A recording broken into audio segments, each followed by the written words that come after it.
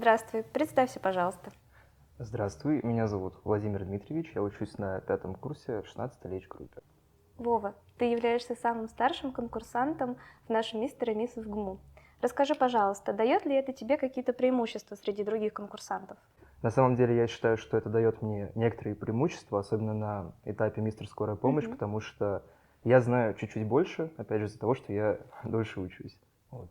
Мгм. Расскажи, а поменялись как-то твои любимые предметы с первого курса до пятого? Да, мои любимые предметы поменялись, потому что если на 1 курсе я хотел быть хирургом, то сейчас я хочу быть лучевым диагностом за счет того, что на 3 курсе у нас была лучевая диагностика с Валерием Михайловичем Анисимовым. Вот. Мгм, интересно. Расскажи, пожалуйста, а вот эта вот связь, то, что тебе нравится УЗИ-диагностика и твой творческий талант, мы знаем, что ты рисуешь, ты нам показал это на таланте, это как-то связано? Ну, на самом деле, вот что на парах, что в практике есть такое мнение, нам его рассказывают и преподаватели, мол, УЗИ-диагност написал неправильное заключение, потому что, цитата, он художник, он так видит. Поэтому эта профессия, я считаю, мне идеально подходит, но я хочу быть тем самым диагностом, который, пусть и опирается на фразу «я художник, я так вижу», ставит правильное заключение, и, соответственно, будет поставлен правильный диагноз и назначено корректное лечение. Очень интересное мнение, спасибо.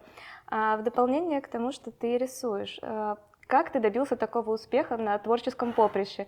Ты куда-то ходил заниматься в художественную школу или ты самоучка? Нет, я заканчивал художественную школу. Мои родители даже подумывали отдать меня в архитектурную школу, но все-таки медицина, я считаю, мне немного ближе. Мгм. Спасибо большое за ответ. Мы также знаем, что ты занимаешься фотографией. И ты вообще у нас один из знаменитых фотографов в нашем университете. Как давно ты занимаешься фотографией и как ты пришел к этому хобби? Фотографией я занимаюсь уже давно на самом деле. Где-то в 10 классе мне мой отец отдал свою самую первую камеру, с которой я ходил по всей школе, всех фотографировал. Вот, и так началось мое обучение, соответственно, фотографии. И потом я ходил на различные курсы, и можно сказать, что я пришел к такому мастерству, если это можно так назвать. Это очень интересно. Я сама у Вовы фотографировалась один Да, раз. это факт.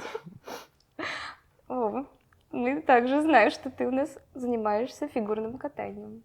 Это ты такой разносторонний человек. Как ты к фигурному катанию тебя зацепило? Ну, я занимался им в детстве. Думал, что буду заниматься этим профессионально, опять же, благодаря посылу моих родителей. Но как-то не сложилось, потому что для себя я выбрал больше художественную школу. Ну и сейчас, спустя очень много лет, я вдруг решил снова пойти на каток. У меня стало получаться, потому что какие-то навыки из детства у меня остались. Ну и, соответственно, сейчас я занимаюсь этим любительски, парным фигурным катанием. Ну, какие-то успехи, конечно, есть. Но, опять же, в любительском направлении, не в профессиональном. Расскажи, пожалуйста, у тебя есть какое-нибудь любимое движение в фигурном катании? Э, Какая-нибудь Любимое, поддержка? любимое движение нет, любимый прыжок, да. У Какой? меня это Ридбергер. Расскажи нам, что это за прыжок? Это реберный прыжок, если уж так наглядно. Мгм. Едешь на катке, у тебя одна нога впереди, вторая нога сзади, одно ребро внутреннее, другое наружнее, и вот так прыгаешь. О, это очень красиво звучит. Звучит красиво, и на самом деле и выглядит красиво, да. Поэтому любимый прыжок. Мы будем следить в соцсетях за твоими успехами в фигурном катании. Хорошо. Вов, скажи, пожалуйста, а кто-нибудь в семье у тебя занимается медициной, и это дало ли толчок к тому, что ты пошел в медицину?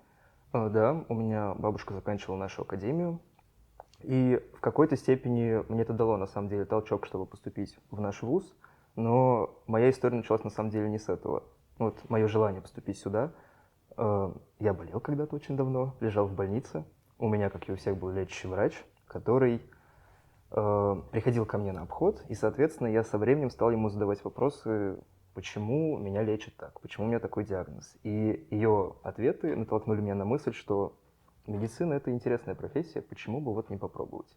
Ну и вот с этого момента у меня, собственно, и родилась эта мысль. О ней я поделился со своей бабушкой, и она сказала: давай, ты сможешь.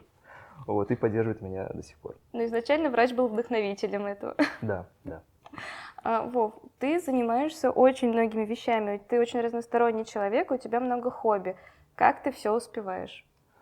Ну, сейчас из-за старших курсов, опять же, из-за того, что предметы некоторые очень сложные, я поубавил свой темперамент в плане увлечений. Ну, раньше у меня не было такой проблемы с нехваткой времени. То есть, если грамотно все распределить, то ты можешь успеть сделать абсолютно все. Вот. И на учебу у тебя время найдется, и на свое хобби у тебя тоже время будет. Совершенно с тобой согласна. Спасибо за интервью, было очень приятно с тобой пообщаться. Спасибо.